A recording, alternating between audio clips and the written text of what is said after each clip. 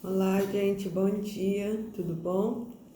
Deus abençoe o dia de cada um de vocês. Espero que estejam aí firmes com as suas devocionais, com seus propósitos de jejum, oração, buscando sempre a presença do Senhor em primeiro lugar.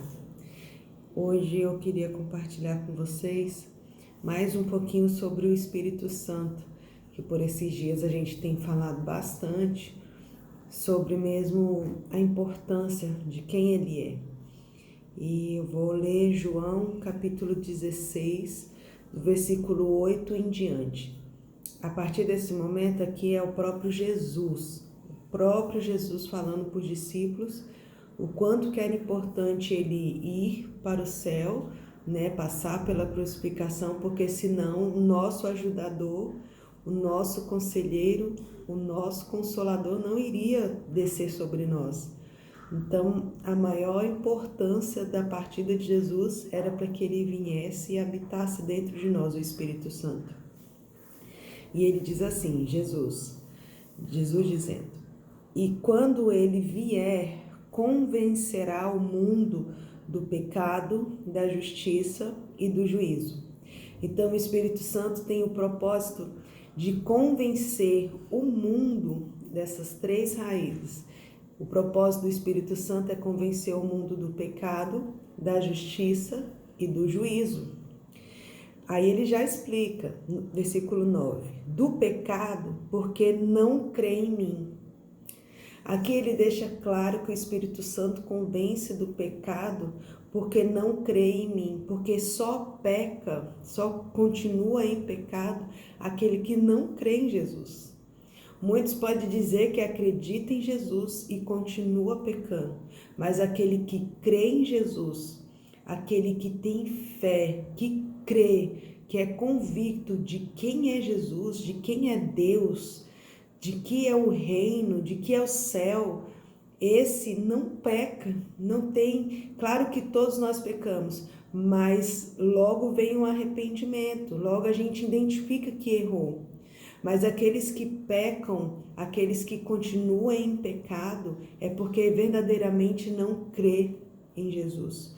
Porque todos nós que cremos, que temos o temor, o amor, que a nossa vida é honrar o nome de Jesus, a gente anda sempre alerta ao pecado.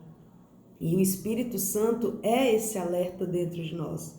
Ele nos afasta do pecado, porque nós cremos em Jesus. Então ele está aqui como um sinal de alerta para nós, porque se nós cremos, nós não queremos pecar. Versículo 10. Ele convence da justiça, porque vou para meu Pai e não me verei mais. Olha que interessante. Ele nos convence da justiça, porque Jesus, que era a referência de retidão, a referência de santidade, ia para o céu. Então nós não íamos ter alguém como referência de santidade, como alguém referência de ter retidão. Então ele diz aqui: o Espírito Santo convence da justiça, porque eu vou para o meu Pai e não me vereis mais. Então o Espírito Santo nos convence da justiça nesse sentido, que a santidade, a retidão, o padrão de santidade, o padrão do céu se encontra agora no Espírito Santo e não em pessoas, porque o único que tinha esse padrão perfeito era Jesus e ele foi para o céu. E agora, quem é o nosso padrão, né? E aqui ele fala que é o Espírito Santo, que convence o homem da justiça, da retidão, da justificação, da santidade. Versículo 11. E convence do juízo, porque o príncipe deste mundo já está julgado. Ele convence do juízo, nos trazendo a esperança do fim dos tempos, nos trazendo a esperança da salvação. Ele fica aqui dentro de nós sempre trazendo essa esperança, que o príncipe deste mundo está julgado. O diabo já está julgado, ele já está condenado. Então, ele vem sempre trazendo essa esperança que o diabo vai sim nos atentar, o diabo vai sim trazer impedimento, mas a esperança de que Jesus venceu o príncipe deste mundo é o Espírito Santo que deixa aqui dentro de nós. Ele nos convence todos os dias de que Jesus está por vir e que o diabo já está condenado. E eu achei muito interessante dizer também, no versículo 13 diz assim: quando vier, porém, aquele, o Espírito Santo da verdade, ele vos guiará a toda verdade. Aqui ele fala que a função do Espírito Santo também é nos guiar a toda verdade.